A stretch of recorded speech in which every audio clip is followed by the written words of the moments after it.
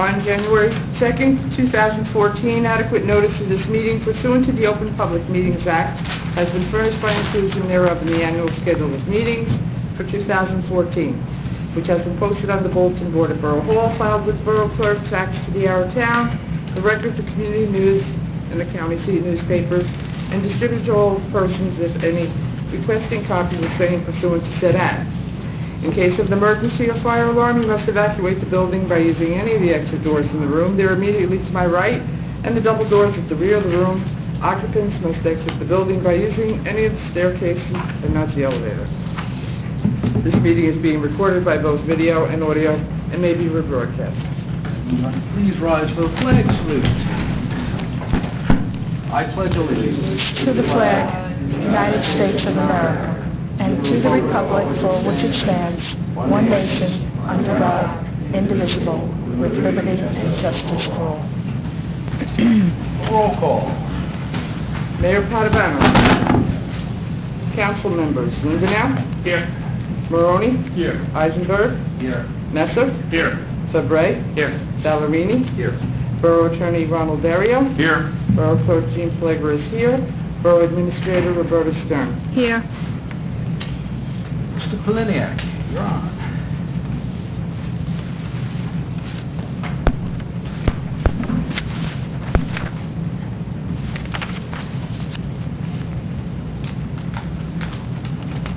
Honorable Mayor and Council, Greg Poliniak. We issued engineer's report for tonight's meeting. It's fairly lengthy, about 5 pages. The first item is the EIT program project. We know the borough's conflict attorney has been in contact with the premises attorney as it relates to that agreement between the two municipalities. I don't believe they've gotten any further with respect to the negotiation process. But I know all the information that the borough has supplied has been provided to the borough paramus. The second item on the list relates to the Spring Valley Road, West Fairmont Avenue, East Hunter project. Spring Valley Road, the portion of that project's been completed other than the striping on that roadway. The remainder of the project, which includes the parking lot in East Hunter, will be completed when the snow cover beginning in June. The third item on the list relates to the Grand Avenue traffic engineering study, the one-way study that I believe Councilman Ballerini had requested our office to take a look at.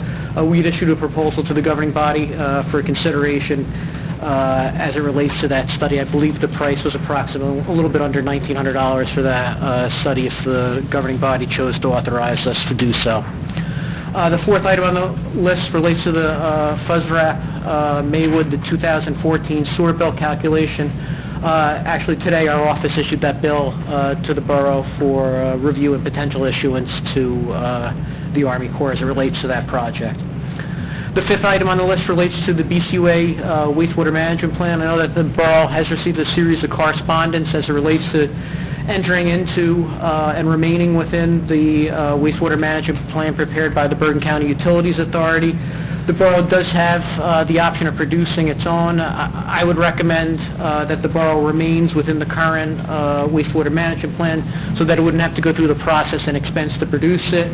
Also, based on our conversations with the BCUA, there will be no revisions that are going to materially impact the borough of Maywood.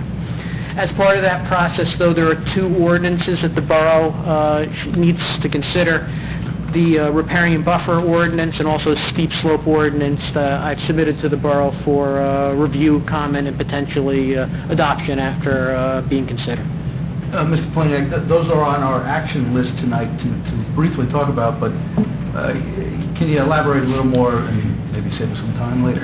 Sure, definitely. As it relates to the 3 ordinances, one is they all tie relatively to stormwater management and issues related to protecting waterways and off-site infrastructure within the municipality. The stormwater management ordinance that the borough already has adopted, I believe in 2005, is fully compliant, so that ordinance doesn't have to be considered by the municipality. The other two, which is a riparian buffer ordinance, stipulates buffers as it relates to constructing any improvement adjacent to a watercourse. Typically, it's a 50-foot buffer from top of bank of any watercourse within any municipality. If you had a high-level watercourse, that could increase to 150 or 300 feet. I don't believe Maywood has any C1 waterways, so it basically would be the 50-foot standard. As it relates to steep slope, the DEP requires an ordinance to be adopted as it relates to slopes in excess of 20% not to be disturbed through the implementation of development, so not to create erosion issues and then also stormwater issues as it relates to runoff. So those are the two ordinances that the borough needs to consider. Every municipality in the state of New Jersey is required by the DEP to review and adopt these ordinances in order to be included within any wastewater management plan. Mayor, if I might, Greg, this is only for new construction or new development. Exactly. It's nothing retroactive, so to be clear, we don't have to change anything that's already been done. This is any new construction or development that would be coming up would be subject to these new two ordinances. Exactly, that is correct. That's correct. The sixth item on our list relates to the recycling tonnage report. We issued a report as it related to the capital improvement projects that occurred last year as it related to recycled asphalt. The seventh item was a letter report as it related to PSE&G for 2013 and 2014 projects, so that PSE&G understood which roadways they shouldn't affect during this upcoming year, if any gas main or below-grade electric work needed to occur, to not to impact any recently paved roadways. Now, the next two items relate to some sewer items that we addressed over the past few months. The first relates to Lenox Avenue, which occurred on Christmas through December 28th, and that backup occurred near 81 Lenox. The siphon in that area, the sewers in that area were all addressed at that point in time as it related to that sewer collapse in that area.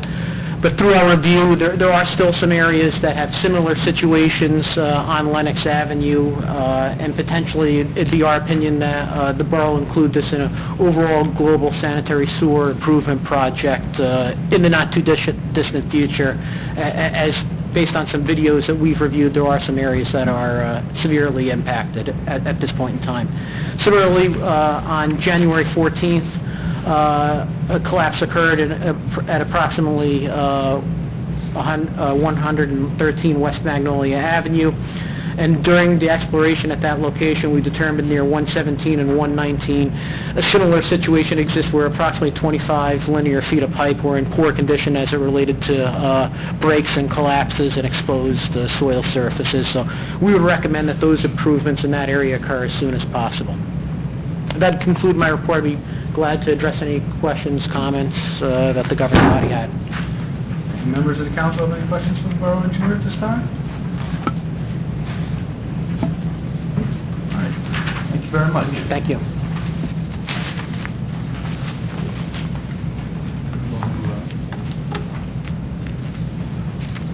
Members of the fire department want to speak at this point?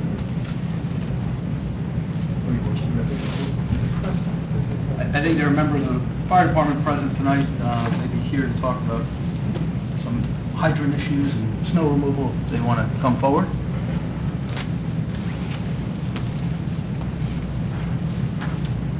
Hi, good evening. Chris Tuttle, 648 Dell Avenue, Deputy Chief of the Maywood Fire Department. I just wanted to thank Councilman Borough and the council for taking up the potential ordinance for clearing hydrants after snowstorms. And I just wanted to come tonight and clarify a few of the concerns the fire department had as it pertains to the discussion that occurred at the last mayor and council meeting. The purpose of the ordinance is essentially for a public awareness to all the residents and commercial owners of the town. There are many times that we go out after a snowstorm and we cannot find the hydrants. When I tell you that they are buried, absolutely unable to be found, I'm not exaggerating. I can tell you one instance on Golf Avenue. It took myself and 5 other firefighters 30 minutes to locate a hydrant underneath a pile of snow that we knew was there. Each fire apparatus in town has a map of where every hydrant is pinpoint located within town, essentially a treasure map, if you will, looking for a hydrant in snow. And even with that, we had difficulty finding it. This goes back years. It's not a new issue. It's occurred for over and over. Maywood has fire hydrants approximately every 500 feet in town, which adds up quite fast. The majority of residents in town do a very well job maintaining the hydrants in and around their property. It's the commercial properties we have the most problems with, where the snow is plowed on top of the hydrants. Even the apartment complexes as well, where you have landscapers. You really have residents that take ownership, if you will, for those areas. That once again becomes very quite rapidly. So our concern from the fire service isn't that we're not going to stop going out and looking for hydrants. We still will. We can have every resident going out and shoveling their hydrant, but we're still going to do our due diligence after a snowstorm and drive around town and check. Make sure they're accessible and they're okay. But it's to make sure that time is not lost on a fire call. Looking for a hydrant for seconds or minutes could really change the outcome of any sort of fire that we have.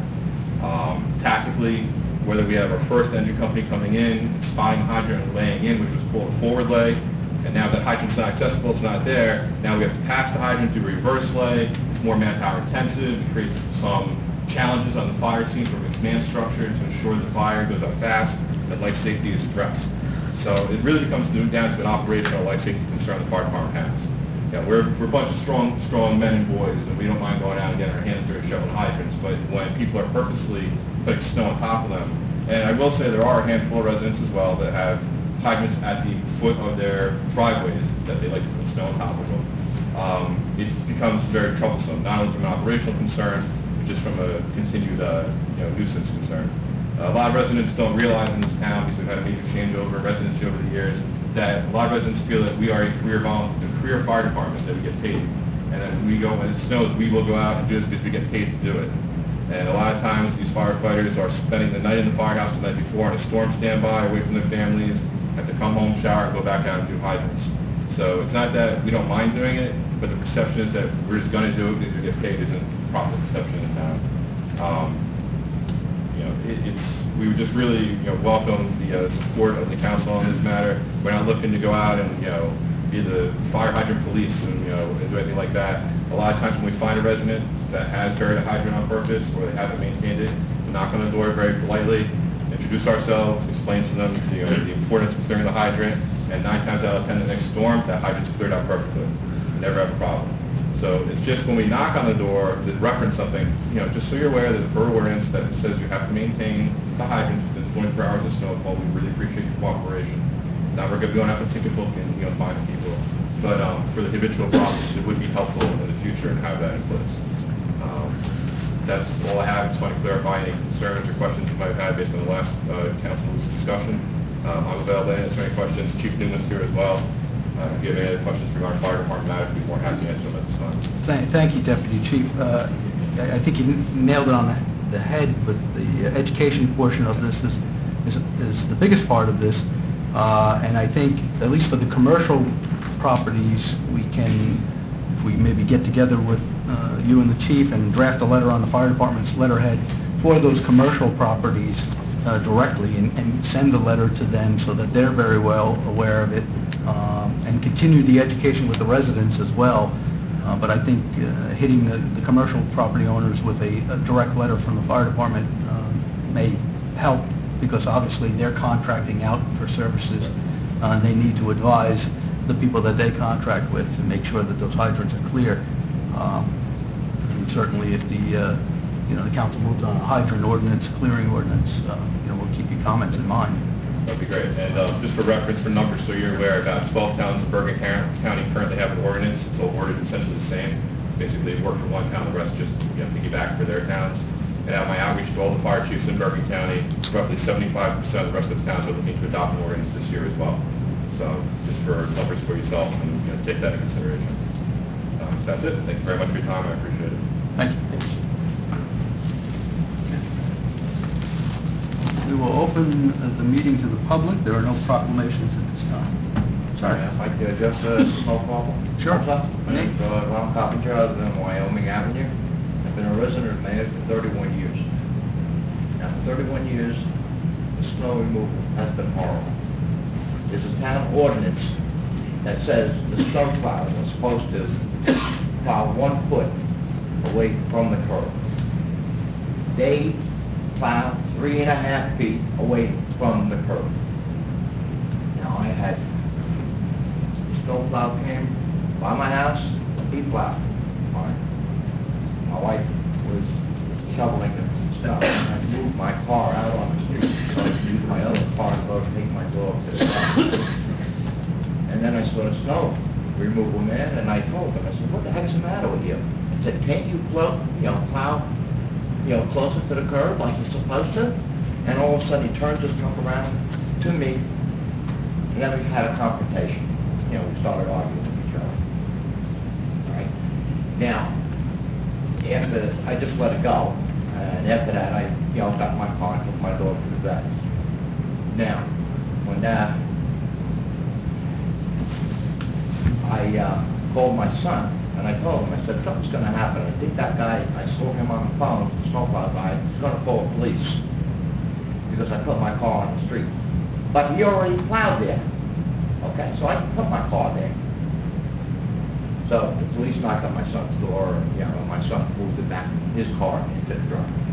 Now, when I came back from the vet, just a precaution, I took down license plate numbers on cars that were on the street, in case the cops gave me a ticket. Now I had to have ammunition to fight back in court against the police department and the DPW, which I have a complaint about the DPW for the arrogance of their driver. Now, I went to the police station after I took my dog to the vet, and I talked to the police that came to my house. He was very nice. He told me that the guy said I threatened him with a shovel. The snowplow guy. I didn't even have a shovel in my hand. Now, what the hell is this guy, excuse my language, why is he lying? I don't like this. This is not professional. We pay these guys to do a job. I'm a taxpayer of this town for 31 years, and they haven't once shoveled the snow away from the curb like they're supposed to, 1 foot. They always go 4 feet, 3.5 feet. Now, this can cause accidents because people now park their cars on the street, and when you have 2 cars on the street, only 1 car can go through. Now, if 2 people have to go through, they can cause an accident. The way they plan, it has to stop. And if they can't do it right, give me a truck. I'll go out there and plow the car down the street the way it's supposed to do it. Because these guys don't do it. And the DPW manager, whoever he is, has to tell these men to do their job. I'm paying them. What day was this? Was this the last storm? The last storm? No, the first one. Okay. Not the last one. The first one. Last the Monday? one, they couldn't do anything because it was all ice. Last Monday, you're talking about. Like, we had 2 storms last week. So it was the first storm of that week? The first storm, the snow was nice and soft. Now, the second time it was hard, so those plows aren't going to be able to plow that hard snow after the first snowstorm. But still, they don't do their job. I'm getting tired of it. I really am. And a lot of other people, they probably are also. I know my neighbor is. He went to go with her DPW ride too. Once 1 year. Now, this has got to stop. We'll make sure And it's... the same thing with the span of the fire hydrant thing too. I don't know if it's the person that lives there, if it's his job to take snow away from the hydrant or not. I have a hydrant across the street, and it's all plowed in. And that should be taken care of. Well, that's what we're talking about tonight. Yeah, that gentleman was right. And that's all I have to say. But I want this to stop. I really. Mr. Mayor, I voted for you. I'm a Republican. But I tell you what, if this doesn't get cleared up, I'm not going to vote for you again. All right. Well, all right. I'll keep that in mind, and we'll definitely address this. We'll definitely address this. And thank you. Thank you. Anyone else? There was another person who voted for me. Come on up, Mr. Richards. Are you sure? You tell me. Wyoming. My vote is by franchise, but I keep it to myself. Well, I didn't mean to address this because I wasn't going to address it, but I think what has to be said in defense of the service in the last 2 snowstorms is that when snow comes down more than 1 inch an hour, it's impossible for any Department of Public Works to keep up. This snow came down at one time 1.5 to 2 inches an hour. So it's very difficult to keep up with that in any stretch of the imagination. So that said, okay. First of all, as a councilman, as a mayor, and as an administrator, I tried for years to get something done in Gulf area and wasn't able to get it done. So I have to thank the council for the stop sign of Mulvaney and putting it in there. Particularly want to thank Frank and Derek for going around with the petition 2 years ago, whatever it was, and if that had anything to do with this, I thank you. But getting that done and slowing down the traffic on Gulf Avenue, because there are a plethora of young children on that area now. I tried it when my kids were small, couldn't get it done. Over the years, they came to the council, and the problem was the police department. If you move the police department, you get it done. Thank you very much. I think it's going to go a long way to save some people's lives. Now on to something else. Okay. I thought I was going to take your temperature for a while, but go ahead. I spoke to you last week about, 2 weeks ago, about the training of the people in tree training. And I think, and I don't think that I was misled, because I don't think that yourself and the clerk, when we talked about it, understood precisely what tree trunk training is. Okay. You said you sent 2 people, but you probably sent them to the Rutgers course to learn how to trim trees, which is fine. But there's a course that's being run right now that only occurs once a year that trains men to work around wires. We had one person trained, and when we got the truck, we sent him to be trained. You had an occurrence that could have been disaster, but it wasn't. That's good. But the reality is, you should look into this. If you're going to put people in a tree truck and they're going to work around wires, they have to be certified for working around fiber. And the truck must be dielectrically tested every 2 years. And I doubt seriously that's been done for the last few years. Only because, not knowing is, it's a reason, but I think you should look into it and ensure that the people who get in that truck and go up on that bucket know how to work around wires. And if they're not certified around wires, don't let them go there, because that situation could have been a hell of a lot worse than it turned out to be. So, please, look at it. The force is not going to come through again for a year. I know a community in the county is sending 3 people there this June. Okay, so it would be good. The other thing I want to ask you, what's the plan on roads this year? Because we all have our own idiosyncrasies, and every day when I go to work, my route is Pleasant Area, Cornet City, coffee. Okay, get coffee. Then I drive up to the Palmer area, make a left, go to Mendez on occasion. I turn down your street on occasion. But normally I go to Spring Valley, make a right, and then after the recent paving, the next 2.5, 3 blocks of Astor Park, Spring Valley, is in terrible shape. Then make a left on Spring Valley Avenue, and that section of the road between us and Perez is in terrible shape. Cold patch doesn't work. It really doesn't work. To fill the potholes in those streets, you really should be looking at an adhesive, hot, hard tar. Talk to them down next to us. They've got a hot box. We use it on occasion. That hot box will help pave those, fill those potholes, and make the road safe until you can repave it.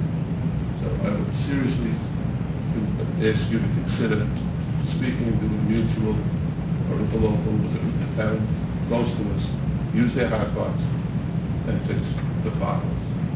They'll be happy working with me. Okay. See you later. Thank you. Anyone else from the public? Right. We'll close to the public. Next item, correspondence and report of the Borough Clerk.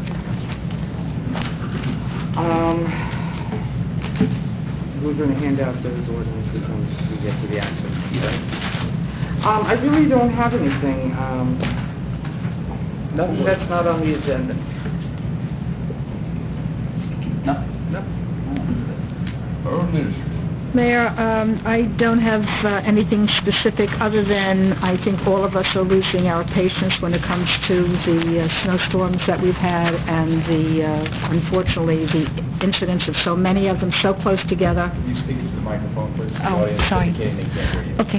Usually I speak so loudly, I don't need it, but in any event, I'm just saying that I know that a lot of us are losing our patience with regard to the conditions caused by all the snowstorms that we've had, and for the most part, our residents seem to be, other than, some small complaints, they understand what we're all up against. And so I just wish everybody a safe Thursday during the next storm. And I want to thank the men of the DPW because it has to be the hardest thing in the world to be working so many hours in the conditions that they work in. And I know it's not a perfect circumstance, but I think they are doing the best they can. That's it, Mayor. Okay. Committee reports. Councilman Linda now. Oh, I'm sorry. Let's get the turn. You did. I have a closed session. Councilman Linda now. Where is he? I don't have a whole lot. As far as DPW is concerned, I received a copy of the 2013 year report.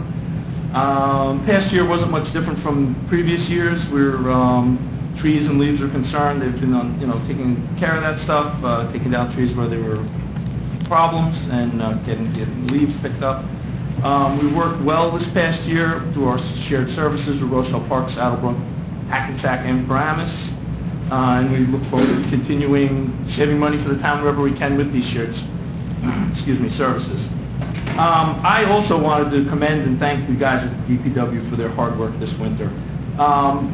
If you drive around a lot of the towns in Bergen County, our next-door neighbors, the roads don't look much better than ours. They're out there trying to clear these roads. I think they're doing a good job. It's been a tough winter with storm after storm, and very cold temperatures make it really hard for the guys to get the roads down to blacktop, and I think they're doing a decent job.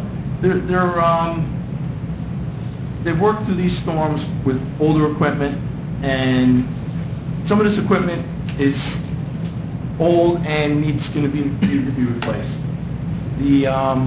They're not made for storm after storm after storm, and there's been some minor breakdowns that they've been on top of, but I think the fact of the matter is we have some very old equipment, and we need to come up with a comprehensive list of what needs to be replaced moving forward for the years ahead. We are low on salt. It's a statewide problem. During this past storm on Monday, where we just got the dusting, they just salted the problem areas in town to conserve on the salt in anticipation of the coming storm Thursday. We do also have sand as a last resort if it becomes a problem with getting salt. Last thing, DPW asks the residents, please keep their cars off the street during snowstorms so they can clear the roads and don't throw snow in the streets. Thank you. That's all I have. Councilman Morone. Yes, Mr. Mayor, I just have a couple of things. I just wanted to say that the annual rabies clinic was held January 29, 2014. That was very successful. We had 86 dogs and 12 cats that were vaccinated. The only other thing that I have is Valley Hospital. This is for attention coaches, parents, as well as administrators and rec departments. Valley Hospital is presenting their third annual concussion awareness seminar. That is happening Wednesday, February 26th, between 7 and 9 p.m. at the Valley Hospital Conference Center at 223 North Dean Avenue in Ridgewood. And to register, they can call 1-800-VALLEY. That is it. Thank you. Councilman Eisenberg. Yes, just one brief thing, Mr. Mayor. The fitness center on Route 17, reported earlier that they opened and they got a temporary CO. And just in researching the tax law, while they do pay from the day that they occupied, we won't see any of that money until October 1st because added assessments are done in October 1st. So it's a good thing that it opened and the clock is ticking. They are paying, but we're going to have to wait 10 months. That's it with respect to that, but I just wanted to comment on what this gentleman said about the snow plowing. If I heard you correctly, you didn't criticize the quality of how close the roads were, how close the plow got to the road. You didn't criticize the equipment. Your issue was how close they get to the curb. You just wanted it a little wider, and I think that's a very reasonable request. In fact, I had a similar complaint that they go very wide around the corners, extremely wide. They even wider than what is in front of the curbs. So it's 3.5 feet on a standard curb. It's 5 to 6 feet as they go around the corner. I personally take my snow blower and I do the street. The first thing I do when I do my house is I do the street. I shoot it all onto my front lawn. Then I do my sidewalk afterwards. I've done that every single storm for the last 10 years.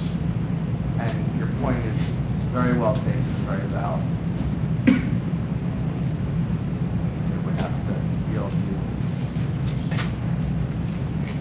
I believe the public portion of the meeting is... Public portion is really closed, and that's why we don't get into dialogue, but go ahead, you certainly make a statement again. Okay, just like the rebuttal on what he said. Yeah, this has to be addressed. I'm sick of No, that. you're absolutely right, sir. I don't know how old you are. I'm going to be 67. I have a bad back. I live after, I walk about like 40 yards. All right? I can't do the street what they don't do, which is what they're paid to do. Thank you. That's all. They're paid to do it. Thank you. You're not. No, but I think the point is you're not criticizing the quality of their work. You're just asking them to go a couple feet closer to the sidewalk, to the curb, which is a reasonable request. No one's saying they did a bad job. No one's saying that their equipment is bad. You just want it a little closer to the curb. That's the way it's supposed to be. Right. They don't do it. Thank you. Thank you. Thank you. Anything else? Mr. Eisberg, anything else? Mr. Meissner, Councilman. Thank you, Mr. Mayor. Just a few comments.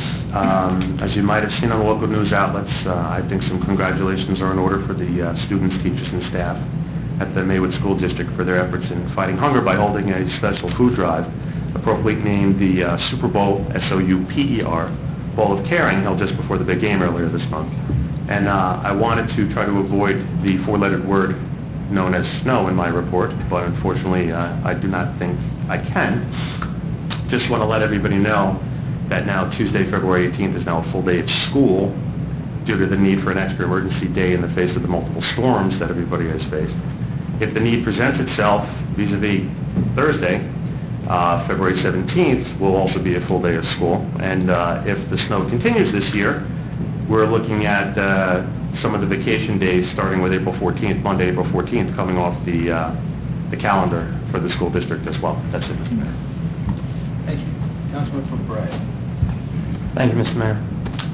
With regard to the library construction, they're shooting for a 30 to 45-day window for all construction activities to be ceased and the removal of the storage bins in the parking lot. And we at the board are keeping our fingers crossed that that is going to happen. The ladder truck responded to a mutual aid call last week in Patterson. At about 11:45, the call came in.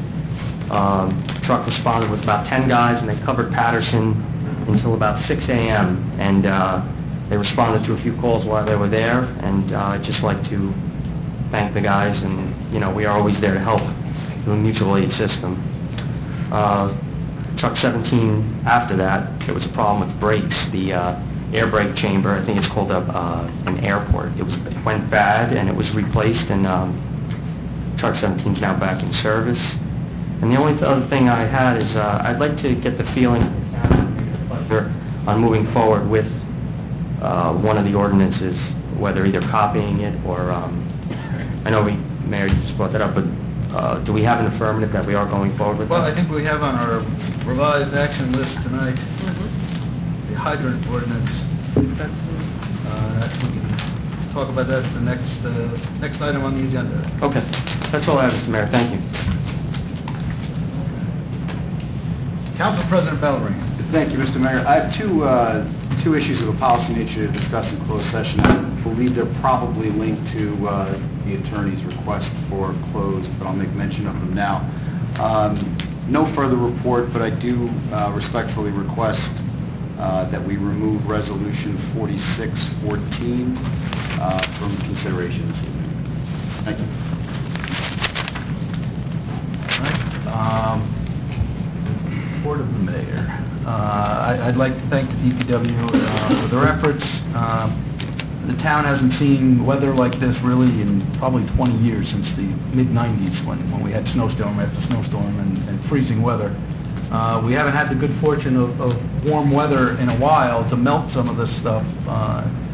And so I hope that everybody uses caution. We are expecting a rather large storm to start Wednesday night, late Wednesday night into Thursday morning.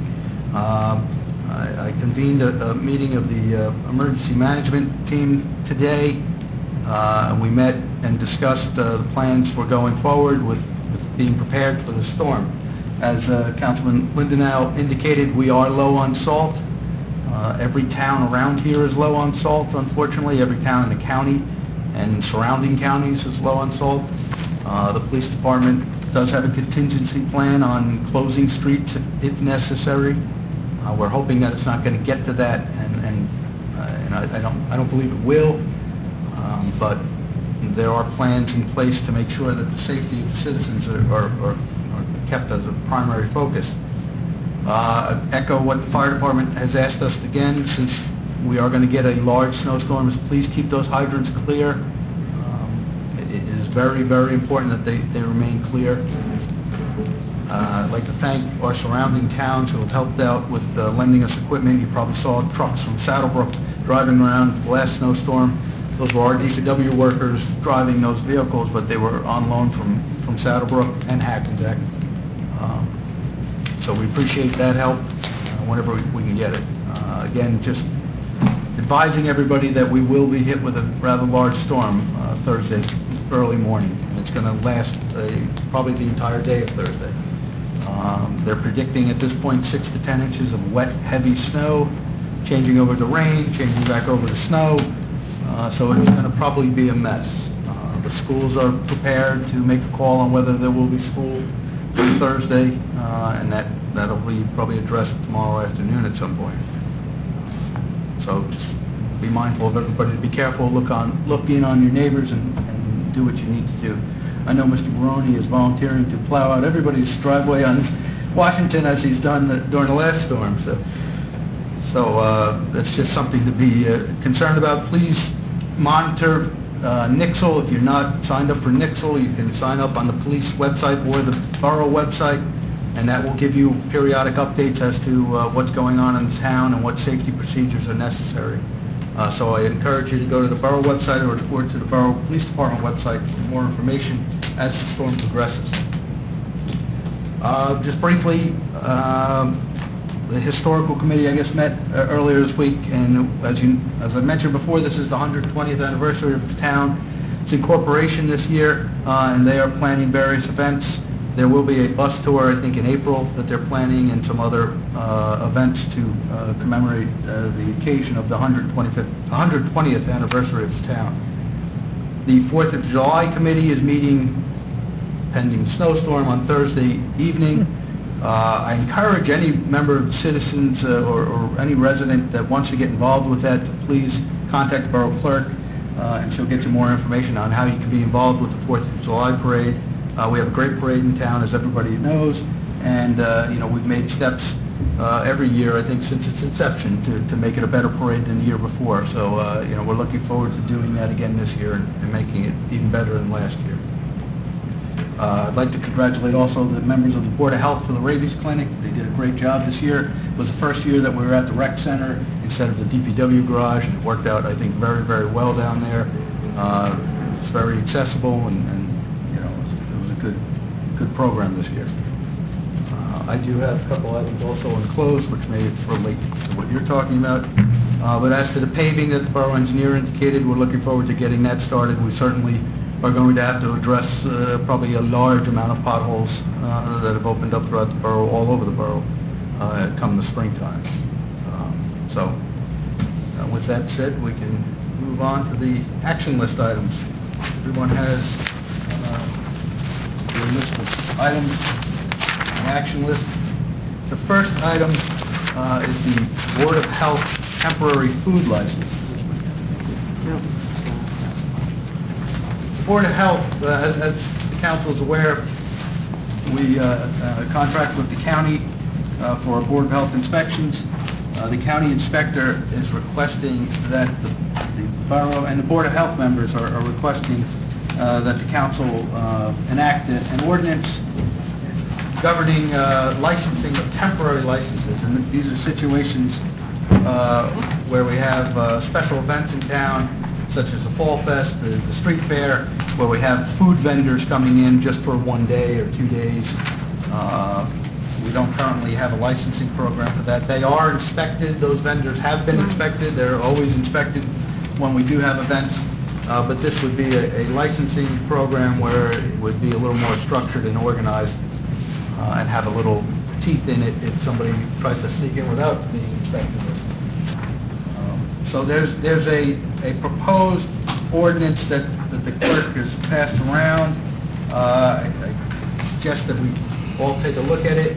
And we can discuss this matter at future meetings and hopefully be ready to move on it if we're so inclined to do that, perhaps at either the next meeting or a meeting after.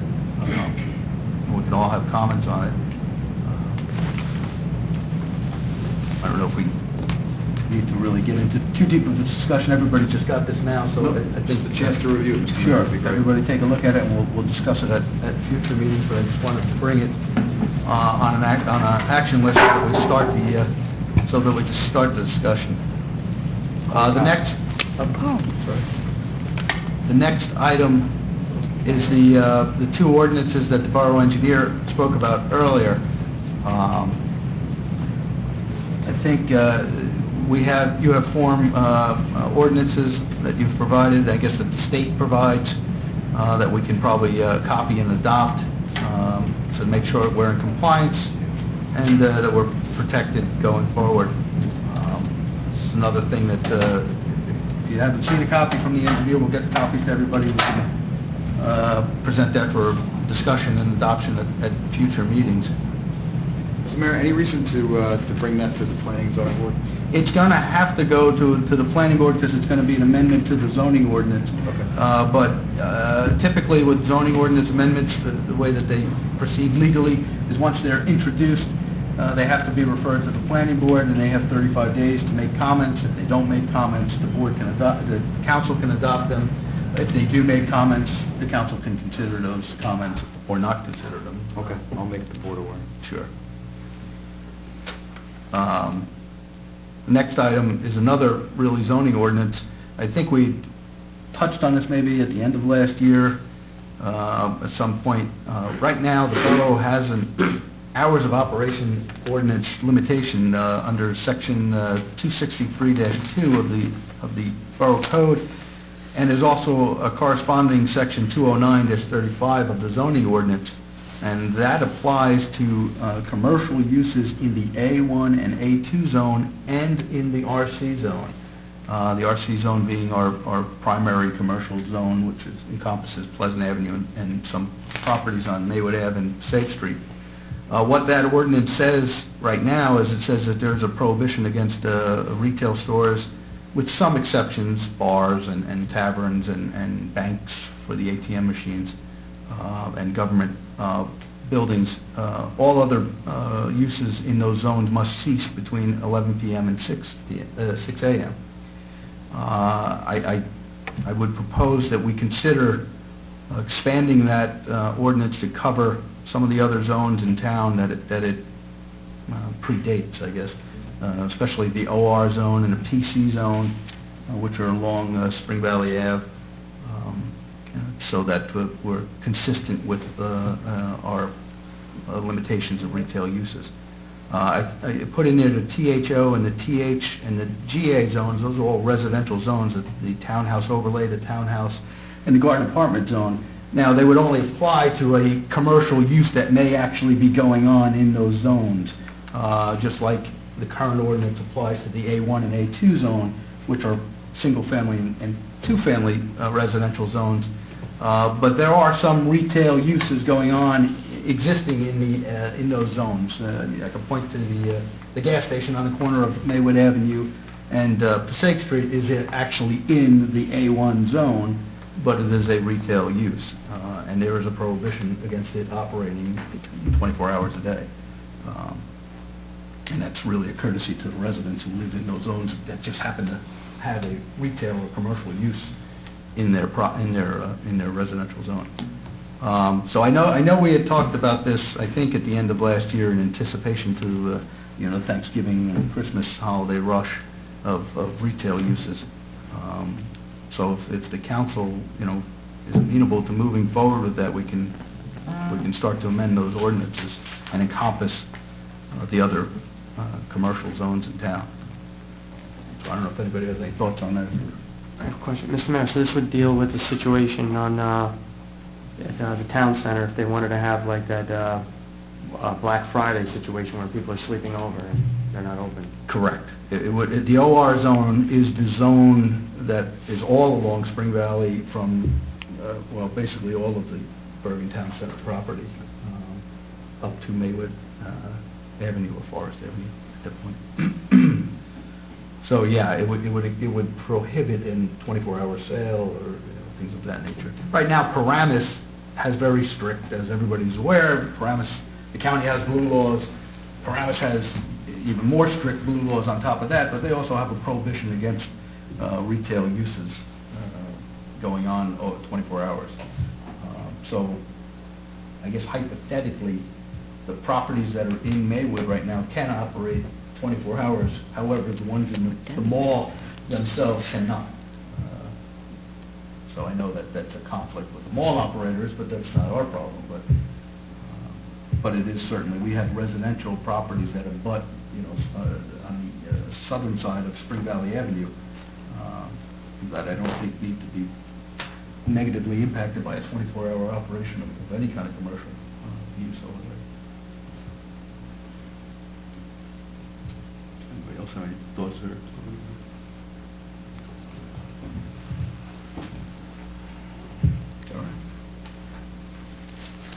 The next item is an amendment of Chapter 52, Personnel Policies and Insurance Fund Requirements. I think the Borough Administrator may... Well, every year there have been changes through the insurance carriers and state law regarding these personnel policies. And we did them last year, and this is just another update that we have been sent. That this has been sent by the JIF. The JIF to Met, right.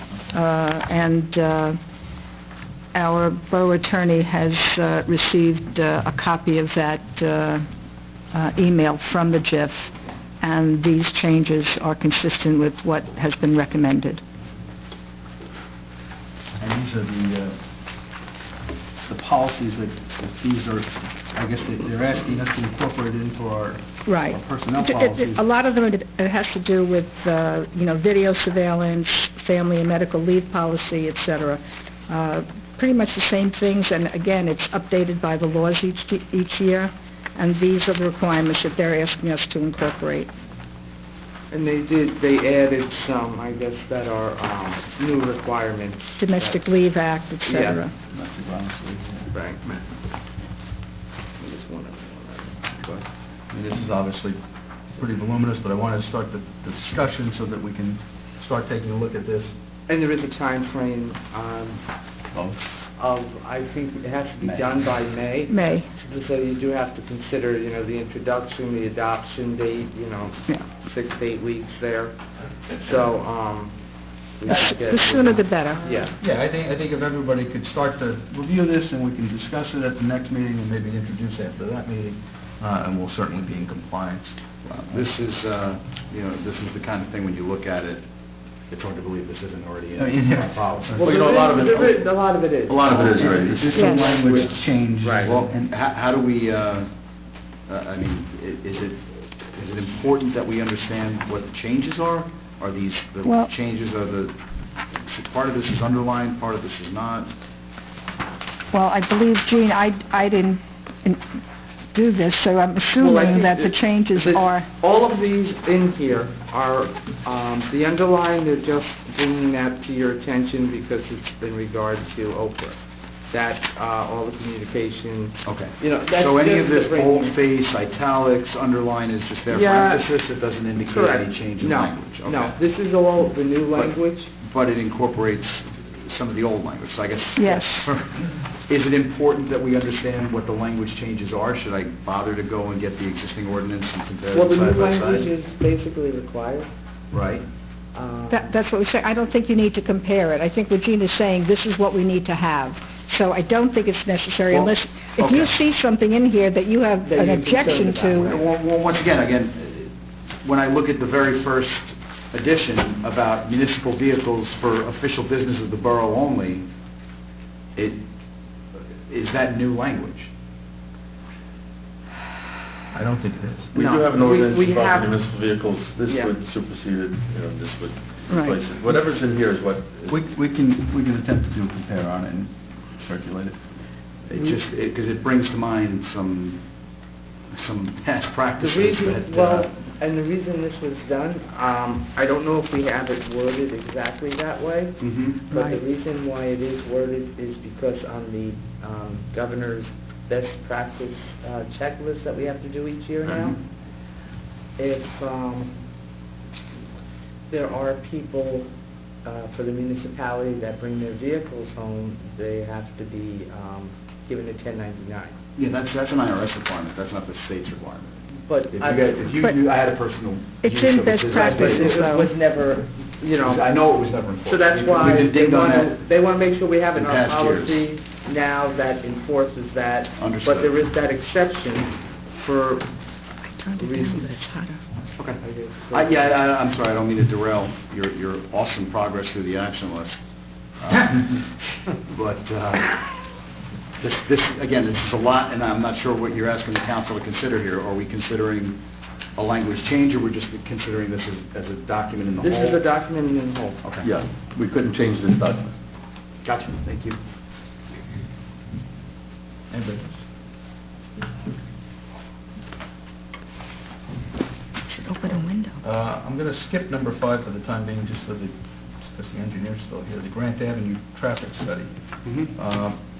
We had talked, and we've had meetings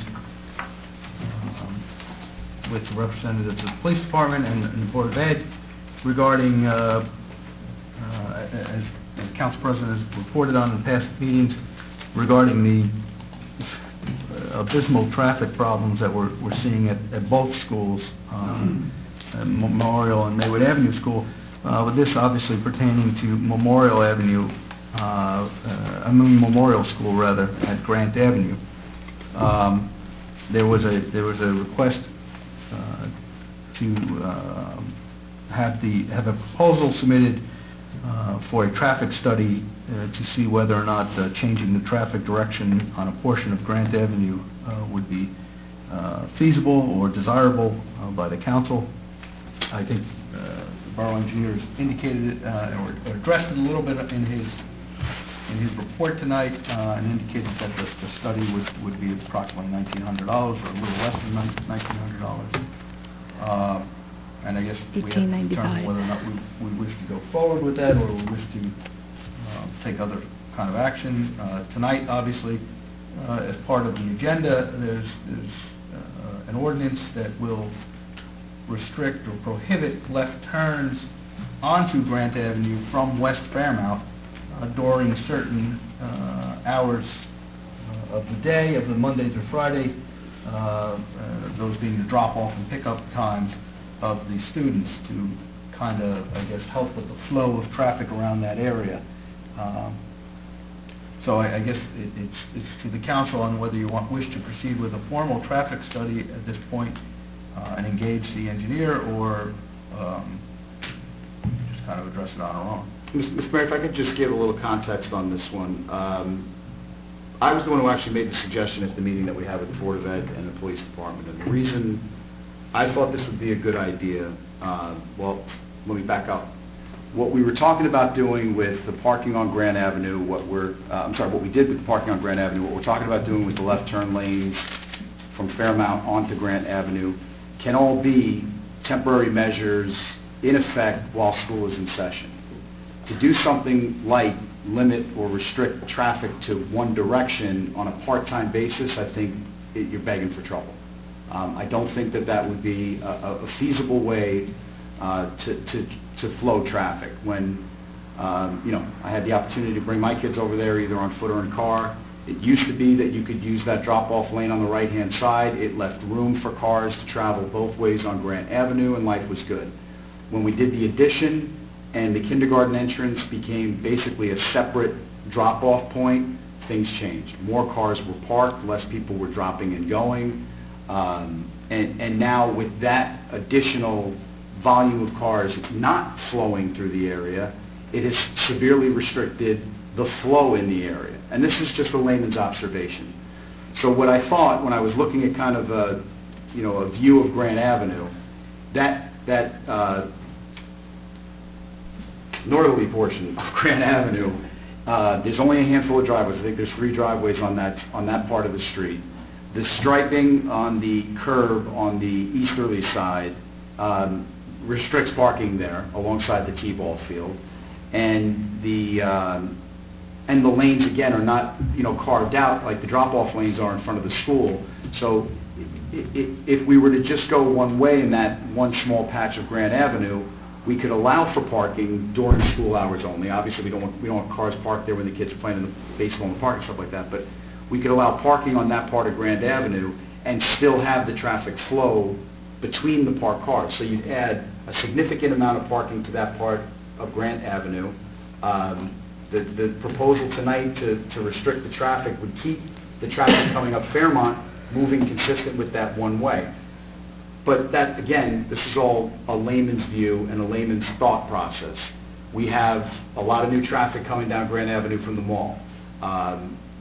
People have figured out, listen, I live over there, I figured it out, from Spring Valley Avenue down to Mendez is a stop sign free zone.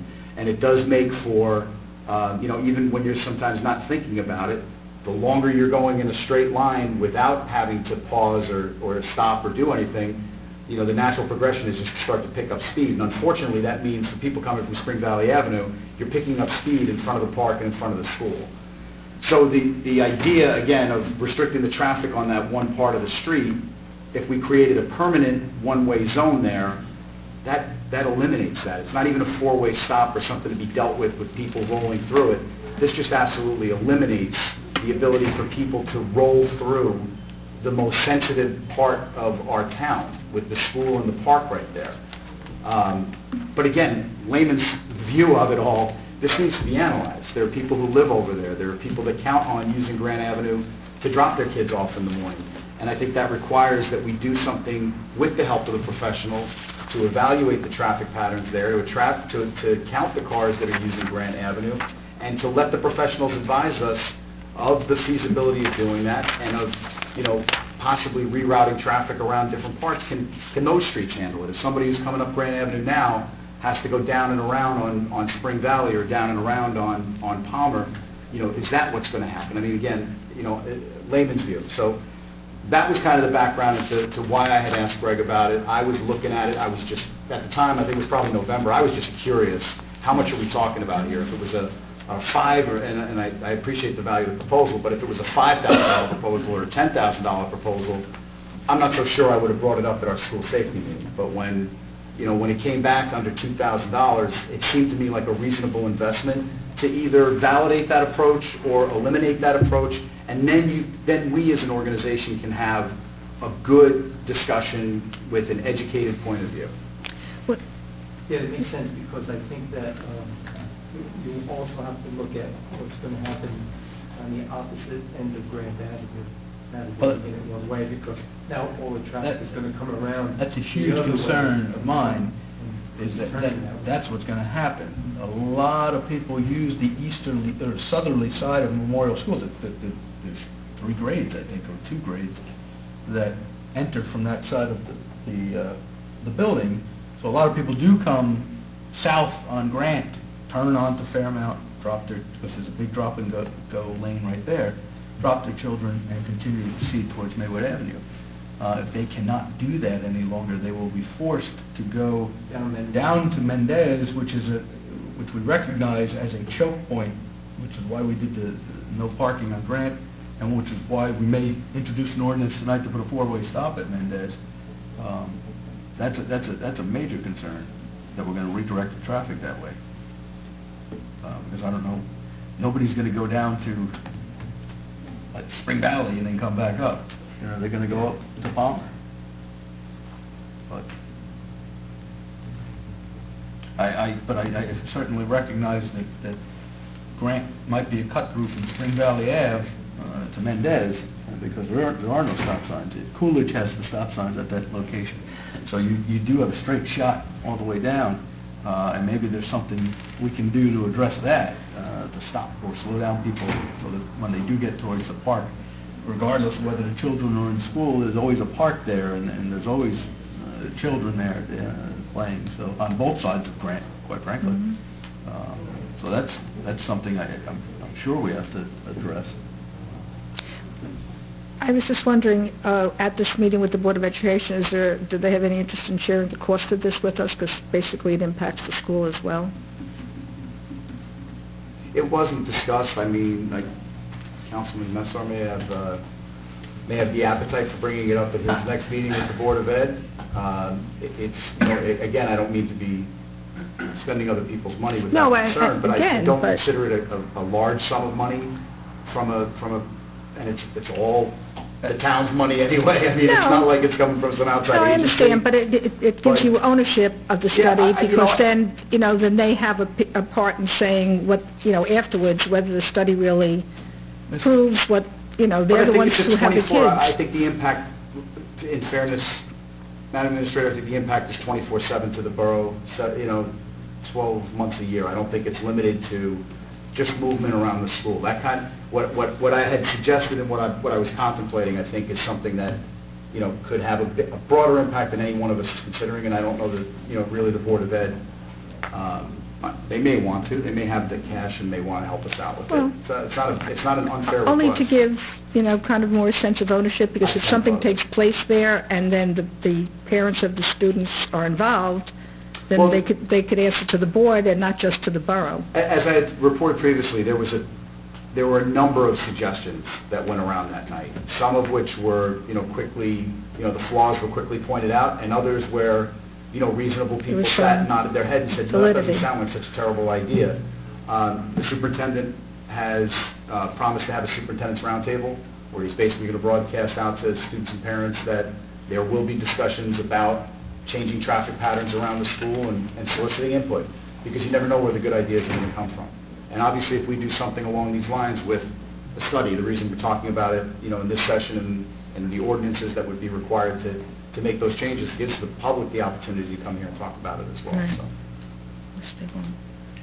Mr. Plania, can you basically give us an overview of what a traffic study is? Do you have a copy of it? Definitely. Oh, okay.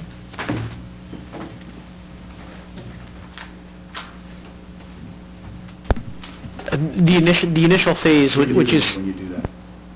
You're muting it when you do that. Oh, am I? Yes. The red light was going on. I thought that meant that it was working. One would think that. Yeah. Maybe I Not here, myself. We had outlined in our proposal the steps and stages that we would take as it related to the study. And one of the items that would be impacted by the current weather condition would be we would be installing some automatic traffic recorders, which are basically those tubes that you see going across the roadways, which would measure and count the trips and traffic. We envisioned looking at a couple pinch points, Grant and Palmer as one of the major pinch points. We would also look at the on-site parking in the area, its utilization, how it's impacted by the current traffic conditions on site. We would also look at adjoining roadways to see and basically project some of the traffic onto it to see whether or not the changing of this traffic pattern, how it would and wouldn't positively and negatively impact some of the surrounding roadways through that study. We would work with the police department to gain any traffic data as related to crashes in that area and how potentially the changing of the pattern to affect any of that information. And what we would also do is we'd look at some and prepare some engineering cost estimates as it related to any of the signage or striping that would be necessary to address the proposed change so that the borough would understand what capital improvements would be required for the area. And then we prepare a letter report outlining everything I just discussed so that it could be reviewed and vetted at a meeting, and then we could take some comments and potentially look at some other alternatives that the governing body saw after that meeting. So you said Grant and Palmer. Did you mean Grant and Mendez or Grant and Mendez? Well, we would be looking at all of those roadways within the area. We'd be looking at Grant, and we would also be looking at Palmer is in the close proximity to that area. We'd be looking at Palmer also as it related to some of the traffic volumes in that area, because that potentially could end up being a cut through also as it related to some of the traffic in the opposite direction. So we're looking at, and I appreciate this, Greg, because what you're saying is that we're looking at the traffic patterns in the entire area. So this isn't limited to whether or not making Grant a one-way street is a good idea, right? This actually gives us the information and you know, the professional opinions that we really should be using when we make these decisions. Exactly. We'd also be looking at potentially utilization of Spring Valley Road as some traffic potentially looks to utilize that and the impacts of that roadway as people would traverse through the municipality also. Great. Like I said, I think it's a reasonable investment. I think we've had just a number of changes just in terms of, you know, patterns, you know, people not walking to school as much as maybe they used to. I think, you know, maybe with people working, it's just, you know, the timing of the start of the school day, it's just more convenient to put everybody in the car and make all the drop-offs and head off to work, you know. With the expansion of the school, with the additional traffic generated by the mall, with the ease in which people can now exit Route 17 North and use Maywood Avenue as a bypass for any situations on Route 17. I think there are a number of things that have changed in the past decade that, you know, we don't have to be engineers to look at some things. Like when Edel was designated a one-way facing the exit of the mall, you don't have to be an engineer to decide that's a good idea, right? But, you know, these kinds of things where it could have a, you know, a ripple effect in the area, it's probably not wise to do something like that without professional evaluation. So I appreciate that. I think almost that if you change that to one-way, you'd have to make Mendez a four-way stop at Grant. And I think we're proposing to do that tonight. You know. Anybody else have any thoughts, comments? Is it a proper time to discuss the four-way stops? Well, I mean, you're talking about the ordinances? Yeah. Frank, do you have questions for these? Well, we have another proposed four-way stop at Palmer and Parkway. And obviously Palmer is the street that goes into town. It actually goes through. But I think the issue is the speeding on Parkway. And what ends up happening if we put it in Palmer is that you have a long stretch from Palmer to Spring Valley. So I don't know that we've really broken up the speeding issue. Additionally, since I drive it every day, you know, as you come over a rise, you can't really see the cars coming in the other direction. And there's several other points at along Parkway where you do come over a rise. There's one at Oak as you're going up towards Maywood Avenue. There's another one at Grant as you're going west. And then there's another one as you're coming east from Wyoming to Lincoln. And I don't think, when I looked at it, what I noticed was that at Palmer and Parkway, it's almost leveled out. The hill is up a little bit. So nothing is being done about the blind spot as you're coming over the rises, and we're also not dividing up Parkway evenly to really stop the speeding. Once they get through that stop sign, then they become a rocket ship the rest of the way down to Spring Valley. Yeah, I think that issue has come up when we talked about it, when the police have talked about it a couple times. And Palmer is obviously, aside from Oak, one of the major cut-throughs from Pleasant to Spring Valley, going the opposite direction. So there is a high rate of speed going in that direction as well, even though the stop signs and that nature. I think the stop sign at that location will break up that kind of flow. A lot of people coming down Parkway make a right onto Palmer to get back to Memorial School again, because Palmer is a big cut down to get from Memorial as much as Grant is almost. Yeah, and I can add a little bit to that too, because I had, when I looked at it, I mean, the middle part there is Edel, sort of. And the feedback from the police department was that Oak was too close, Lincoln was too close, and that with the traffic that comes from Pleasant Avenue towards Parkway and across Palmer, across Parkway towards Pleasant Avenue, that was the most heavily trafficked intersection. And I understand what you're saying, and when I thought about it, I was like, maybe that wouldn't make the most sense, but when you think about where the traffic is and the pause that cars rotating through that four-way stop will create, I don't think you're going to have a rocket ship situation. As a matter of fact, I think what you're actually going to force is you're going to force much more deliberate movement in all four locations. I think people coming across Parkway on Palmer, and believe me, I take that road every day too. That's how I go home. And every day, there's a car rolling up to the stop sign, sees me coming over the hill, and floors it to go through. So there's not even a pause, right? I mean, people are racing to get through stop signs because they see the cars coming up over the hill. So that blind spot is actually creating a much more dangerous situation than the one that I think you're talking about, because you come over the hill and you're like, wow, the stop sign's right there. But that's what, the people who are sitting at that intersection looking up the hill don't see the cars coming either. So it forces everybody to stop, and I think it makes that was the initial reaction from the traffic department and the police department, was that's the right way to put it. If you're going to put a four-way stop in, you're not putting in a four-way stop just to slow traffic on Parkway. You're putting it in to break up the cut-through, and you're putting it in to put it in the safest spot. Or maybe a second four-way stop, or another. Oh, I'll kill you. If I had to stop at two stop signs going home, I'll kill you.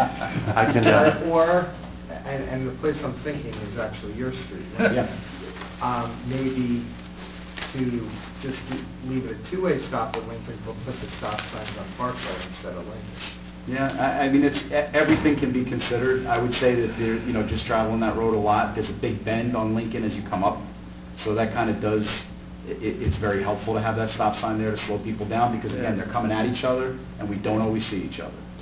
To your point about having that raceway. I mean, people go down my block at an excessive rate of speed in order to get their kids to school in the morning. Because Lincoln Avenue, as you know, runs right down to Passaic. So people coming from the other side of town come up Passaic, cut down Lincoln Avenue, and go right through to drop kids off in the morning. And if we took a stop sign out of there, I can't even imagine what that would sound like coming down the block. But again, it may be the four-way.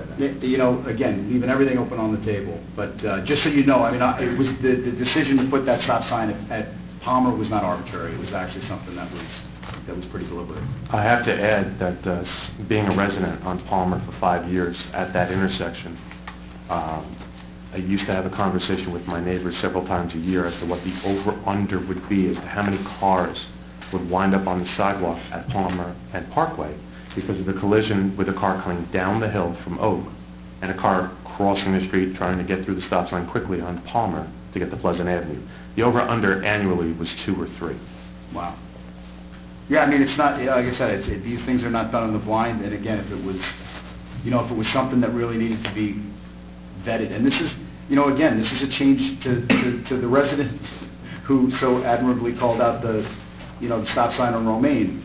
Things change, right? The traffic patterns on Gulf Avenue have become very different than they were. The problems are worse than they were, and it's just the police department, which initially opposed four-way stop signs, and it's the same guys, right? They initially opposed four-way stop signs, and I'm sure the engineer will share with you. Sometimes they create more problems than they solve, but the time had come to do something about what was happening in those areas. They're the ones looking at the accident reports. They're at the volume of incidents and so forth. They're the ones who travel those streets 24 hours a day, 7 days a week. So when their resistance wears down to doing these kinds of things, there's an issue. It's not something that requires a study to validate. Just my,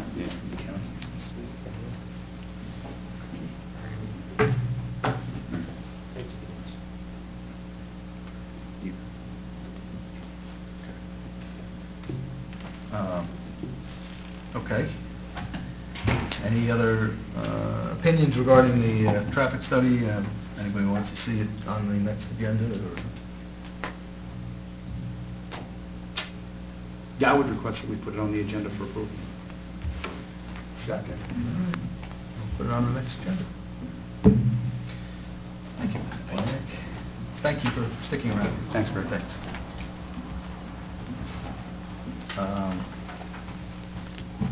Getting back to number 5, getting back to number 5, Memorial Park improvements. Councilman Maroney and Councilman Lindenau and I met with representatives, as I think we discussed last time, of the Maywood girls softball and the MYAA to discuss what their needs or what they see as problem areas of Memorial Park, so that we can start moving forward with some of the improvements that we bonded for.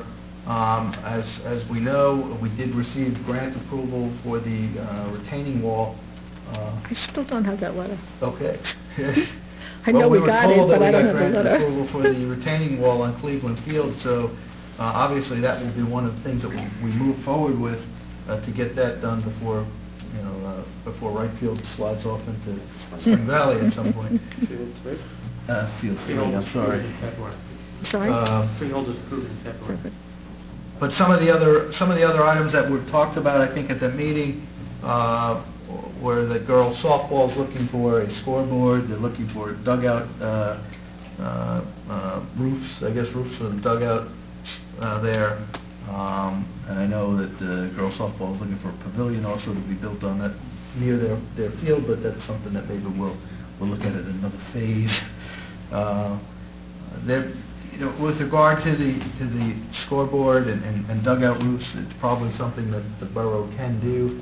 I'd ask that maybe the borough administrator look to see if there's any corporate sponsors that are looking to have a name associated with a scoreboard and would like to contribute before we take money out of the bonds for that, if in fact we believe that that's something we should proceed with. I'm not sure the bond could be used, at least not, our bond could, but not the one from Open Space. No, I'm talking about the bond that we passed Right. last year.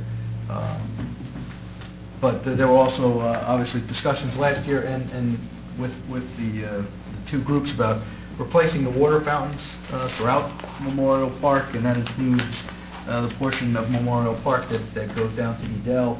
I don't think there's probably one properly functioning water fountain in that park at this point. The one by the girls softball field has been out of circulation because of perhaps a crimped pipe, and the other ones I think there's 5 in total, I think, throughout the entire I know park. 3 that don't work. Those are the 3 only don't ones. work, and the other 2, probably put more water on the ground than they do into the mouths of children that they're supposed to serve. And none of them are handicap accessible. So, at the very least, we should proceed with those upgrades. Certainly making them handicap accessible where we can.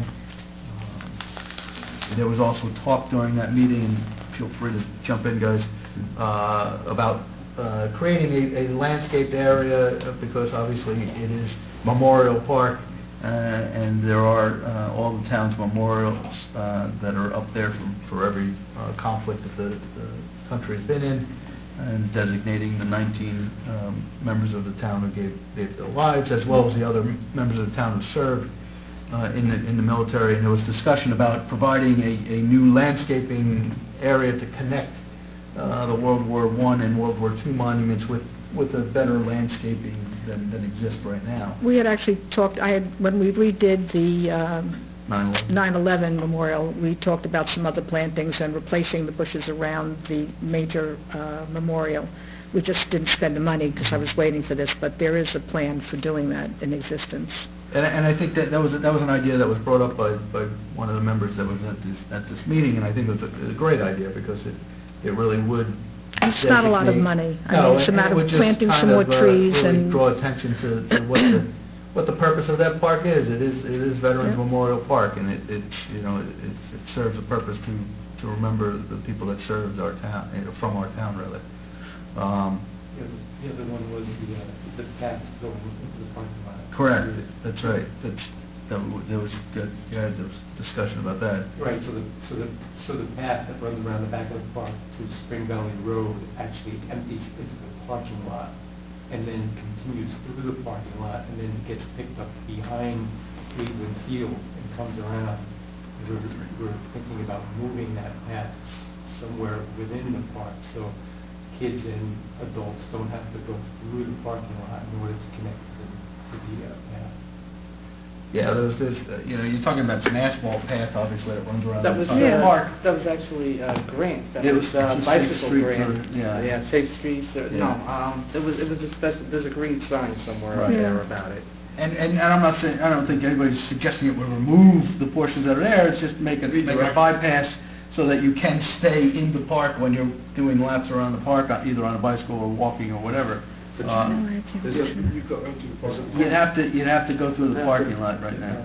If you come down behind it to the Buddy Dog Park. No, I know. You come down by the dog park, and then you go right through the parking lot, and then pick it back up behind Cleveland. Yeah. Well, what about the part that goes behind, alongside the baseball field, Yeah. towards the concession stand? Well, that's another way you But can it go. doesn't, they don't link. The big loop goes through the parking lot. Sure, it connects behind the backstop to the Big Diamond. Yes, since they paved that, you can. There's a You loop, can there's a loop inside the Swan. park. There is. The big loop is the one that breaks. No, the big loop, which I understand is the one that's used for racing, that's the one that's measured and everything else, runs down to the parking lot, connects back up and around. Right. That's the half-mile loop, right? But for people who want to stay within the confines of the park, that's Yeah, all that's it is. the top part, right. So what would you proposing? But there's room between the Cleveland outfield and the parking lot to stick in a portion. Oh, I see what you're saying. To put the path back up there. Oh, so For safety reasons, to keep it out of the So- parking lot. But that path leads to the parking lot. It would, and it would still. It still would. It still would. So you're adding another path behind the baseball field? To link up to where it dumps into the parking lot by the dog park. So you can avoid going. So you're not going through the parking lot. So if you want to stay on your larger loop of the park, you mean- don't have to get into the, you don't So have you're to gonna get go to the right of the dog park on That's what I'm that just angle? saying. No, that- you stay out. Can we, I mean, I'd have to see the schedule. I'm just going to say, Yeah, I no, mean, it's- as many times as I've walked it, I just can't envision what Yeah. you're saying, so I You think have we to need take a look at to it. I mean, obviously, we're not do a voting on anything. walkthrough. No, I appreciate that. But in that same vein, it utilizes the sidewalk along Grant, which is very narrow. It is. Yeah, that's better. And we might want to look at something there too, widening that or something. If are you talking about on Grant, you said, oh, I'm sorry. Widening the sidewalk or putting a parallel Pat, path next to it. Is there room with those rocks there? you'd have to go around the rocks. You gotta jump on the front of the path. Yeah, there you go. It's an off-roading section of the path. Yeah. But that was also something that was discussed about, making it more pedestrian friendly. Obviously, repairs to Big Diamond, I think it's kind of agreed that it needs to be a wholesale. Mandatory. Yeah, that's not a repair, that's That's a a whole redo. redo. That's a And redo. that's something really, we need to get started as soon as, Well, Mother Nature cooperates. We've actually reached out for a couple of quotes, and we're still waiting grant. for, That's the grant. Right. That's what the grant is. right, but unfortunately, without quotes, I can't, Mike. Yeah, We have one, we're looking for others, we have another one. The weather has interrupted a little bit. That person was supposed to visit the field, I'm not sure that he got there because of the snow. So Well, the field looks great now. I mean, it's smooth. Almost like a sheet of I'm ice. telling you, there's not a bump, there's not Maywood a ice ripple. skating. It's great. And obviously, we've talked about in the past of doing new benches throughout the park, having a bench sponsorship type of program where people want to sponsor benches. We'll collectively determine what the style of the bench needs to be, and then if people want to dedicate a bench to a family or whatnot, they can purchase a bench, and we'll locate it somewhere in the park. Other towns doing that, I stole about 20 flyers from Westwood, we could probably copy. And it's a good program. You know, we come up with a new bench style. Obviously, the benches that are in the park now are, you know, they're very dated. And Well, they're going to be replaced as part of this. Yeah. I love those things. Yes. We could auction them off. We'll move them all to your backyard. They could all go down to the e-mail section of the park. I'm thinking of Chanelli's scrap metal. Yeah. actually. And as well as the picnic benches, you know, obviously we need more of them and ones that aren't broken. And, Yes. Getting some prices on that too right now. and also about discussion about replacing the lights that are in the park now that are just a hair above homemade, you know, with this, they're mounted on 6x6 posts, and they look like the fixtures came from, you know, a Home Depot or something. I think if we are to do something like that, we should stick with the streetscape model that we have in town for the lighting and utilize that throughout the park with proper shielding so that we don't spill out onto the neighborhood. But that's something we should also probably look into doing and spruce it up a little bit. But I guess the big ticket item is probably Big Diamond right off the bat, and potentially the improvements in girls softball. We also talked We about have the prices lightning on that. warning system, and making sure that that gets installed. The county is also doing a co-op pricing on that, so I have a price from who they're using, Weatherbug, which I included in another grant, but I don't think it's going to be recognized in that one. In the hazard mitigation, I doubt that they'll give us that money. But if they don't, then we can certainly use the money that we have for the bond on Memorial Park for that, and it's not a huge ticket item. Just a point of clarification, Big Diamond is otherwise known as Knickerbocker, as per our records. The 90-footer. Correct, 60-90 field. Is Knickerbocker? What's the real name of that? That's field number 1. That's field number 1. Officially known as. And Cleveland is field number 3. Correct. Correct. Girls softball is field number 2. All right. So those are some things that I think we should start moving on sooner than later. And obviously, you know, anybody else has ideas, we'll keep working. Let me know. With the youth leagues in town, the rec department, the DPW, and everybody else to make sure that we can effectively spend the money that we allocated. You know, we should probably talk to the American Legion and VFW at some point about improving the monuments that, you know, really the World War II monument is 65 years old now, and it's showing its age. And the World War I monument, which was, I think, at this location at one point and broken down stone by stone and taken over to the park, is also showing its age as some of the stones are falling out of it. When I did have, you know, months ago, I Right, had I that know. monument person there, and that one is going to be, he didn't really have any good ideas, because he said no matter what you do to fill that in, it's going to look worse than it does, and he wasn't really sure. I mean, you could find somebody from Pennsylvania who does stonework, Yes, and they'll make it look brand new, but it's a whole different thing than, you know, us trying to quote-unquote fix it. It's not an easy fix. Question? While I believe the priority should be anything that people can use, you know, the paths, the fields, that's important. Safety is important, like the lightning detectors. Is there any consideration being given to the DPW garage and the shape that that is in? It's going to be removed. I'm losing my voice. Yeah, we did, the group did talk about that a little bit, and I think that's something that maybe Mr. Lindenau can work, you know, with the new superintendent, when we have a new superintendent maybe, to really address that, because it's a mess. And obviously, Memorial is our biggest park, and we use it, it probably gets the most use, that's for sure. We don't need the eyesore of that structure. But, you know, it's a bit of a problem, that building. And probably most of the improvements for that is movable, you know.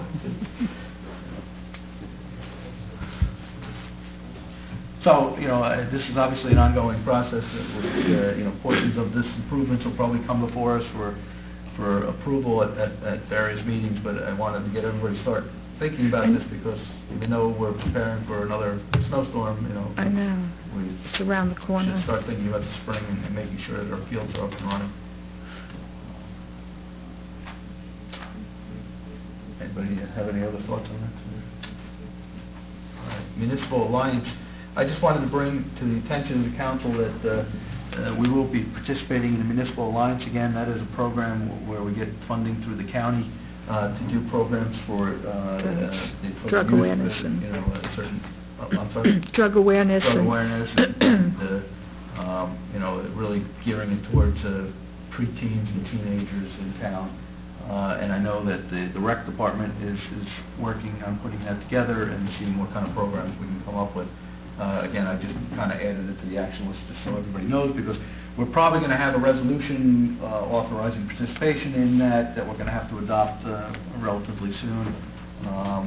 So I just wanted everybody to be aware of it. If you have more questions about it, you can talk to Lisa Shealy, the rec director. She has some information, or Frank may have some information, Maroni may have some information as well. Fire hydrant snow removal, I think we kind of covered that tonight. If everybody's up for it, we can get an ordinance together for the introduction at the next meeting if everybody thinks that's the way to go. I was, you know, pretty impressed with the Deputy Chief Tuttle's presentation on this. I understand what he was saying. I think when we first started talking about an ordinance, it sounded a little heavy-handed. And I don't mean to say that it was presented that way. I think it was just the way that I kind of heard it. Maybe everybody had heard it differently. But, you know, to understand that the real priority is when these guys are asking residents for help to be able to reference that this is, you know, the ordinance is, you know, the mayor and council's validation that it's not just, you know, the fire department requesting that the residents do this, that it's actually the mayor and council believing that this is a good idea. And it is a good idea. You know, I've heard some stories recently where these minutes are just precious. You know, I mean, you don't consider it unless you're the guys who do it every day. You don't really consider how precious these minutes are that they may have to spend trying to find. Could you imagine if it was your house burning and they're spending 30 minutes trying to find a fire hydrant and dig it out? Holy crow. That'd be awful. What about doing like a reverse 911 where they call an announcement just before the storm, letting everyone know? I think the chief at the OEM meeting indicated that he was going to do a reverse 911 to advise people of not leaving vehicles out, because at this point it's his opinion, the police department's opinion, that we can't have vehicles on the street at all during this event or soon thereafter, because the roads are closing in. Doesn't the ordinance say when the road is snow covered? It does, but I think he's looking to advise everybody that in all circumstances, keep them off the roads. If you're cleaning off your car, that's one thing, but put it right back in the driveway. Don't leave it out there, even though the road's been plowed once already and you think it's okay to go out. His intention is to try to remove as many cars as possible. When he does that, we could certainly add that line onto it, that if you have a fire hydrant near your property, please assist the fire department in digging it out. And I think, you know, perhaps, you know, maybe tomorrow we give a heads up to the commercial areas as well. Maybe we're going to have to do that by phone, maybe, but at least to get somebody at the problem areas that the fire department may have noticed, so that they don't get plowed in again, because again, that's what's happening at those commercial spots. You got plows dumping and those things. And that makes it probably nearly impossible to dig out, you know. So, but yeah, I'll make sure that the chief includes that in any reverse 911.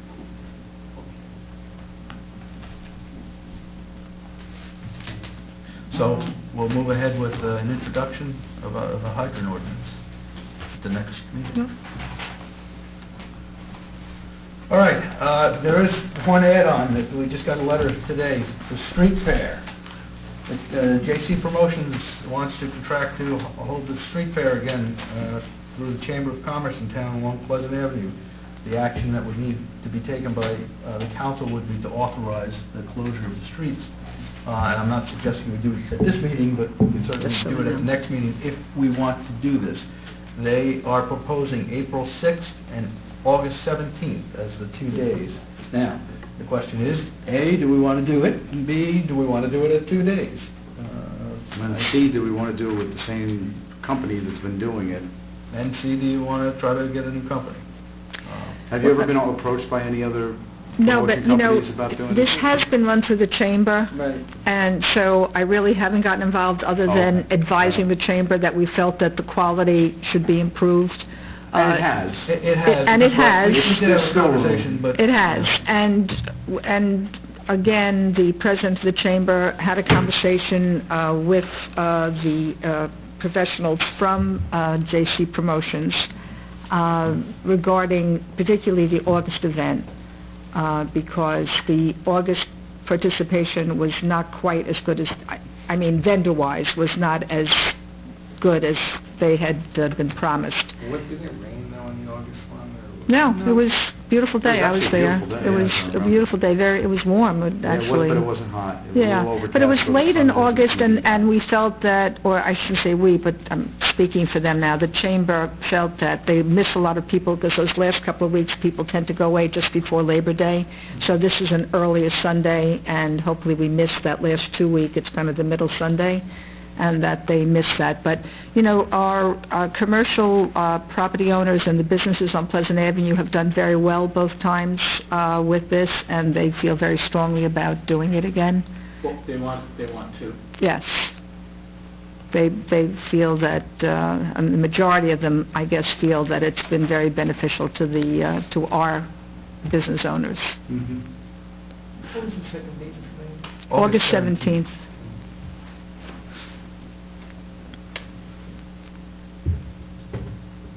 So something to think about, something to talk about. Obviously, we're going to have to probably move on it. If we- Well, again, sooner than, Next meeting, yes, next please, meeting. because, I mean, as it happens, if she can't confirm this, then she can't get the vendors that she'd like to get, because they're all waiting to see where they're going to be, you know, presenting this summer and the spring. Anybody else So- have any thoughts on it? No, I mean, is there any objection to having it twice? My kids still love it. They do. I know. I don't know anybody, I've never heard I know anybody the kids complain do. about it twice, you know. Berta, what's the reimbursement to the town? Actually, she's increased it this year. The chamber used to get $1,500, they're getting $2,000, we used to get $500, we're getting $1,000. So we're getting 3,000. Yes. Right, but, I mean, the chamber gets their, you know, What does it cost us for overtime and whatnot? Probably a couple $100 for the... I think last year it was but- $300 and something or $400 something dollars. She pays for everything else, Parting of it. the carting, the porta-johns, that's all included in what she does. So all we have are the fire prevention officials who do the inspections, but we get paid for each one of those inspections. If we do a And- temporary food license, we're getting that. And exactly, we will get that for a food license. And then otherwise, it's just the cleaning. Yeah, the overtime Or for DPW. is probably $300-400. Right, but our DPW has always done a great job. I mean, Yeah, the no, next yeah. day, They you don't come know through that they like were there. hyenas, yeah. It's hard to believe that, Especially close to Would the- the temporary food license apply to a vendor, Mhm. to like Paulie or someone like that who's already got a store there and they're just doing it in front of their place of business? I don't know that we want to do that. Well, no, they already have a food license. The temporaries is for the vendors Who company. are only in town for one They day. already paid for their annual, they have like an annual. But the license is not limited to the location, like, in other words, like the ice cream shop, they have a portable thing. When they take it down to the field, would they have to get a... No, because they have a license. They have a license. So it's No, not it's for a not- location, it's for in an town. entity, for an entity anywhere within town. I wouldn't want to pick on our... No, you know, double dip on brands. Anybody else? Okay. Move on. put it on for the next meeting. All right, that's on the next, both days on the next agenda? All right, back to the agenda. No resignations, no appointments. Council approval of the following. Rosary Society, Our Lady Queen of Peace Church, permission to hold on-premises 50/50 raffle at Our Lady of Queen of Peace Church, 400 Maywood Avenue, Maywood, New Jersey, on March 29, 2014, at 6 p.m. through 9 p.m. Number 2, from the American Legion Post number 142, permission to hold an off-premises 50/50 raffle at 135 East Passaic Street, Maywood, on June 28, 2014, from 7 p.m. to midnight. Is there a motion to approve? Move to approve. Discussion. Yes. Could we streamline this at all, where they don't have to do this constantly throughout the year, and somehow, they get it once at the beginning of the year for all their raffles for the year? No. Does it have Each to be- game, they have to send in like a report of operations to legalize It games. goes to the state, it's not all It's gambling. it's basically gambling. But they have to follow the rules of the State Legalized Games of Chance Control Commission. We don't set the rules. Council, you guys, mayor and council, approve each license individually. Their bingo that they have throughout the year, like the Queen of Peace has the bingo, that's done once a year. Because they But know raffles, they have different times throughout the year. I mean, I guess they could put it in the beginning of the If year. they set them, if they know their schedule... But they don't know when they want to have They them. set them, that'd be fine, but... They have to give us dates, is what you're... Oh, sure. They can't get a license for 5 blanket dates. No. Dates and times, it's really specific. Dates, times, and amount of money. It's really quite Seems specific. like an awful lot of work, but I guess that's a lot of... Well, it's to prevent, Illegal game? correct. Okay, correct. Any other discussion? Roll call. Lindenau. Yes. Maroney. Yes. Eisenberg. Yes. Messer. Yes. Fabreg. Yes. Ballerini. Yes. Okay, request to Council President and members of council, I am pulling resolution number 46-14 from the agenda for this evening. See you on another date. Resolution by title. Resolution 4514, a resolution ratifying and confirming purchase of tactical holsters and accessories for the Maywood Police Department with funds from the DEA account. Is there a motion for adoption of that resolution? Move for adoption. Second, discussion on this as well, Mr. Mayor. The request to remove 4614, just for the folks that may have a question about it. The reason I asked for this to be removed was because of the funding. We have some other issues that we're dealing with, and we need to confirm funds available for that purchase. Any other comments? Roll call. Lindenau. Yes. Maroney. Yes. Eisenberg. Yes. Messer. Yes. Fabreg. Yes. Ballerini. Yes. Introduction of 3 ordinances. Ordinances by title. Ordinance 114, an ordinance to amend Chapter 5269 entitled Use of Personal Vehicles on Borough Business of the Borough of Maywood Code in the Borough of Maywood, State of New Jersey. Ordinance 214, an ordinance amending the Borough of Maywood Municipal Code so as to revise Code Section 312-13 to include 4-way stop intersections. Ordinance 314, an ordinance amending Chapter 312, Section 16 of the Code of the Borough of Maywood to add a no left-hand turn at the intersection of West Fairmount Ave and Grant Ave. Move for introduction. Second. Roll call. Lindenau. Yes. Maroney. Yes. Eisenberg. Yes. Messer. Yes. Fabreg. Yes. Ballerini. Yes. Be it resolved by the Mayor and Council of the Borough of Maywood, ordinances number 114, 214, and 314 passed on first reading, and that said ordinances will be further considered for final passage at a meeting of the Mayor and Council to be held on February 25th, 2014 at 7:30 p.m. at the Borough Hall, 15 Park Avenue, Maywood, New Jersey, at which time and place all persons interested therein will be given an opportunity to be heard concerning the same, and the Borough Clerk is hereby authorized and directed to advertise the same according to law. A new business, old business, miscellaneous business. We have items in closed session. Motion to go into closed. Second. Roll call. Lindenau. Yes. Maroney. Yes. Eisenberg. Yes. Messer. Yes. Fabreg. Yes. Ballerini. Yes.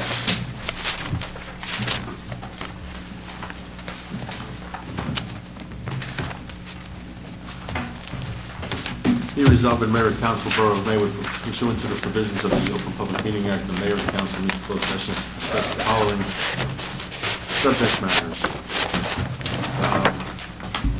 we go with tactics and techniques used in protecting the safety and property of the public.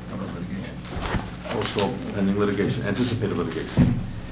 Be it further resolved as precisely determined at this time, the discussion conducted in said closed session can be disclosed to the public upon taking final action thereon, provided disclosure shall not violate the attorney-client privilege or constitute undue invasion of privacy. Be it further resolved, the Mayor and Council Borough of Maywood do not envision they will return to the open session after this, but reserve the right to do so. Okay, we are in closed. Thank you, everybody.